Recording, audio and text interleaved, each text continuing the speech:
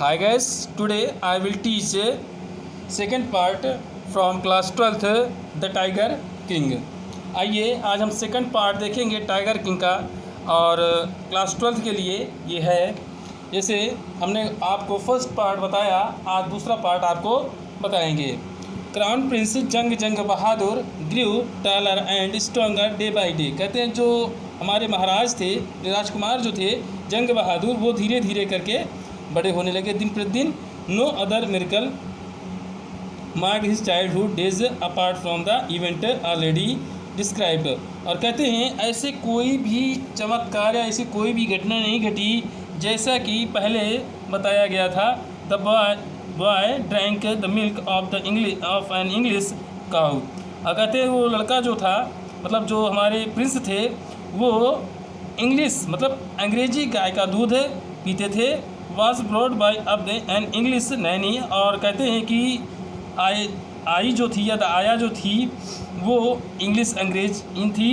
और tutored in English by an Englishman. और tutor जो उनका ट्यूशन पढ़ाने आता था वो भी एक इंग्लिशमैन था। Saw nothing but English film. उन्होंने इंग्लिश फिल्म के अलावा और कुछ भी नहीं देखा। Exactly as the crown princes of all the other Indian states did. और कहते हैं वास्तव में एज द क्राउन प्रिंस, जो हमारे छोटे राजकुमार थे, ऑल द अदर इंडियन जितने भी दूसरे स्टेट के होते हैं उसी प्रकार उन्होंने भी किया। When he came of age at 20, जैसे ही वो 20 साल के हुए, द स्टेट उस राज्य में which had been with the code of words until then, which जो had been with the code जो दरबारियों के शब्द थे वहाँ पर अब तक थे, केम इनटू हिज हैंड्स। उनके मतलब जो भी दरबारी थे, जो भी वहाँ के मतलब सारी चीज़ें थी, वो अब महाराज वो छोटे से जो हमारे राजकुमार थे वो 20 साल के हो गए, अब उनके हाथ में आ गई। But everyone in the kingdom remembered the astrologers prediction. लेकिन सभी को याद था, क्या याद था? उस जो भविष्यकर्ता थे जिन्होंने जो भविष्यवाणी की थी, उस भविष्यवाणी अभी भी याद थी सबको। Many continues to discuss the matter. कई लोग ऐसे थे जो लगातार इस मामले पर चर्चा करते रहे। Slowly it came to the Maharaj ear. धीरे धीरे करके ये महाराज के कानों में आई। There were innumerable forest in the Pratibandhapuram state. बहुत सारे ऐसे जंगल थे जो प्रतिबंधपुर के, जिसकी संख्या गिनी नहीं जा सकती। अननंबरेबल मतलब असंख्य जंगल थे प्रतिबंधपुर के स्टेट में। They had tiger in them, उनमें कई सारे टाइगर थे। The Maharaja knew the old saying. वो महाराज जो थे वो पुरानी कहावतें जानते थे। You may kill even a cow and in self defence. और कहते अपनी आत्मरक्षा के लिए आप गाय की भी हत्या कर सकते हैं, ऐसी कहावत वो जानते थे। There could certainly be no objection to killing tiger in self defence. और कहते हैं कोई भी निश्चय ही कोई भी ऑब्जेक्शन नहीं हो सकता या कोई भी बाधा नहीं हो सकती अपने सेल्फ डिफेंस के लिए टाइगर को मारने में। The Maharaj stared out on a tiger hunt. और कहते हैं कि the Maharaj started out on a tiger hunt. वो शेर की शिकार पर निकल पड़े Maharaj. The Maharaj was thrilled beyond measure when he kills his first tiger. अगर जब उन्होंने अपना पहला टाइगर मारा तो उनके खुशी की सीमा ना रही। He sent for the state astrologer and showed him the dead beast. उन्होंने एस्ट्रोलॉजर को संदेशा दिया, बुलाया और उसे मरा हुआ जानवर दिखाया। मतलब जो टाइगर को मारा था उन्होंने उसको दिखाया। उसके बाद कहते हैं कि व्हाट डू यू से नाउ, ही डिमांडेड। उन्होंने उससे कहा, एस्ट्रोलॉजर से महाराज ने, कि अब आप क्या कहते हैं? You majesty may kill 99 tiger in exactly the same manner. इसी तरह से आप चाहे आप 99 टाइगर को मार लीजिए महाराज। बट द एस्ट्रोलॉजर डॉल्ड, लेकिन फिर वो रुक गया थोड़ा सा, धीरे धीरे उसने कहा, बट वाट, लेकिन क्या? स्पीक विदाउट फियर, बिना डर के बोलिए आप। But you must be very careful with A 100th tiger. लेकिन आपको रहना पड़ेगा, सचेत रहना पड़ेगा, सावधान रहना पड़ेगा। किससे? 100वें टाइगर से आपको सचेत रहना पड़ेगा। What if the 100 tiger were also killed. क्या होगा अगर हम 100वें टाइगर को भी मार दें? Then I will tear up all my books and astrology. कहते हैं अपने भविष्यवक्ता की सारी किताब को मैं खा दूँगा। फाड़ दूंगा अगर आप क्या करते हैं कि 100वें टाइगर को मार देते हैं। Set fire to them and, कहते हैं मैं उसको आग में फेंक दूंगा। एंड और I shall cut off my tuft, मैं अपनी चोटी को मतलब बाल को या अपनी चोटी को काटूंगा। Crop my hair short and become an insurance agent, और कहते हैं अपने बालों को काट लूँगा और मैं एक इंश्योरेंस एजेंट बन जाऊँगा, बीमा का एजेंट बन जाऊँगा। The astrologer finished on an, कहते हैं उसने अपने ऑन एन इनऑरेंट नोट, उसने असंगठित आवाज़ से उसने कहा। आइए थर्ड पार्ट पे आपका दिया गया थर्ड पार्ट भी देखते हैं। छोटा था इसको इसलिए आपको थर्ड पार्ट भी शुरू करते हैं, कुछ इसमें से भी बता देते हैं आपको। From that day on words it was celebration time for all the tigers in habitation Pratibandapuram, और कहते हैं फ्रॉम दैट डे, उस दिन से बाद, उस दिन के बाद से यह एक उत्सव का समय हो गया।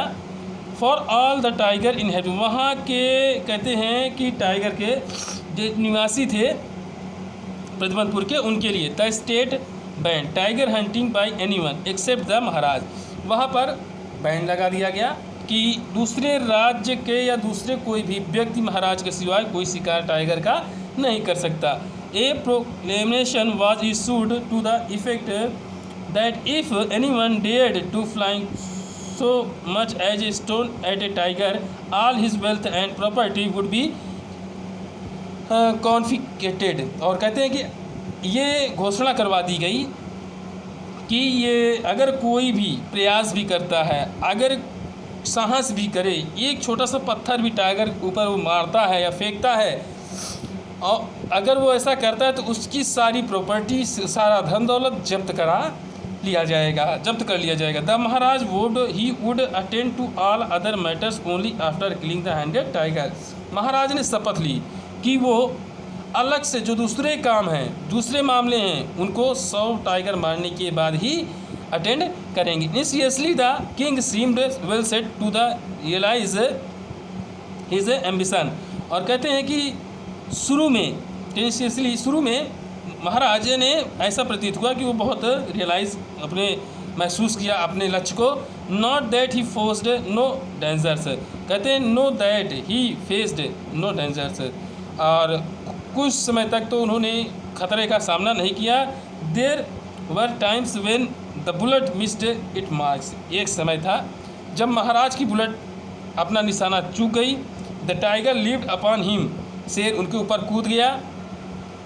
And he fought the beast with his bare hands, उन्होंने अपने खाली हाथों से उस शेर के साथ लड़ा। इस time it was the Maharaja who won, प्रत्येक बार महाराज विजयी हुए।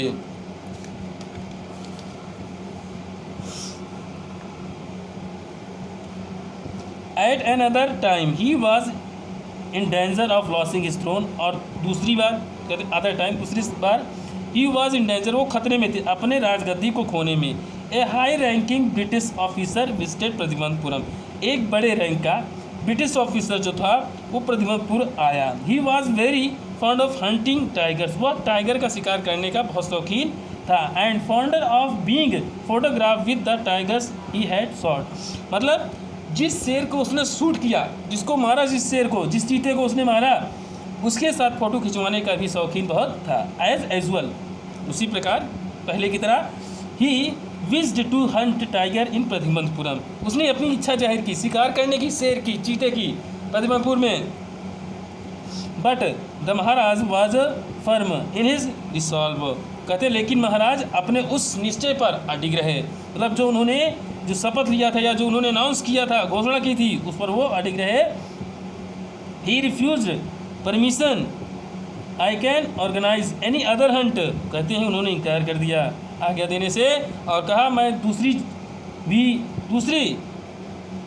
चीज़ का व्यवस्था कर सकता हूँ या दूसरे जानवर की व्यवस्था कर सकता हूँ शिकार करने के लिए। You may go on a boar, आप एक सुअर का शिकार कर सकते हैं। You may conduct a mouse hunt, या आप एक चूहे का शिकार कर सकते हैं।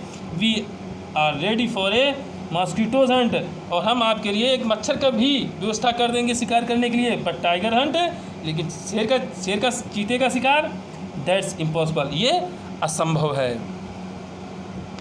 आइए नेक्स्ट देखते हैं। The British officer secretary sent words to the Maharaja through the Dewan that the Durai himself did not have to kill the tiger.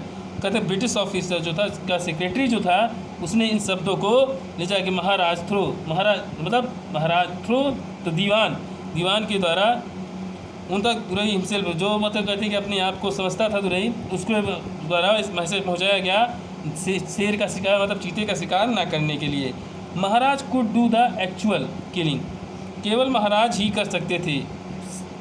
What was important to the Durai was a photograph of himself holding the gun and standing over the tigers